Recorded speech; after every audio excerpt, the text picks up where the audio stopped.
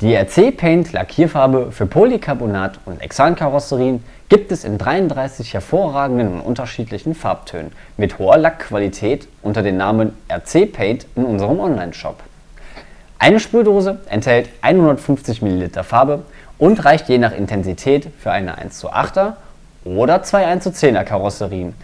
Zur Lackierung einer 1:5er bzw. einer 1:6er Karosserie benötigen Sie je nach Intensität 2 bis 3 Sprühdosen.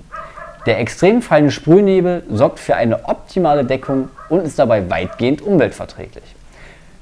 Bei der Produktion der RC Paint Farbe wurde insbesondere auf einen möglichst geringen Schwermetallanteil und eine bestmögliche Umweltverträglichkeit des Lösungsmittels sowie des Treibgases Wert gelegt. Die RC Paint Farbe wird daher besonders umweltschonend hergestellt. Durch die Optimierung der Umweltfreundlichkeit benötigen Sie etwas mehr Farbe als bei herkömmlichen Lexan-Farben.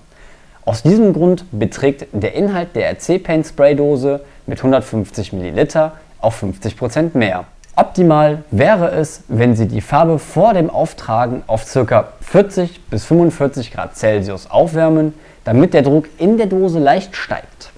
Dadurch erreichen Sie einen gleichmäßigeren und sparsamen Farbauftrag. Das Lackieren bei Zimmertemperatur ist aber natürlich auch möglich.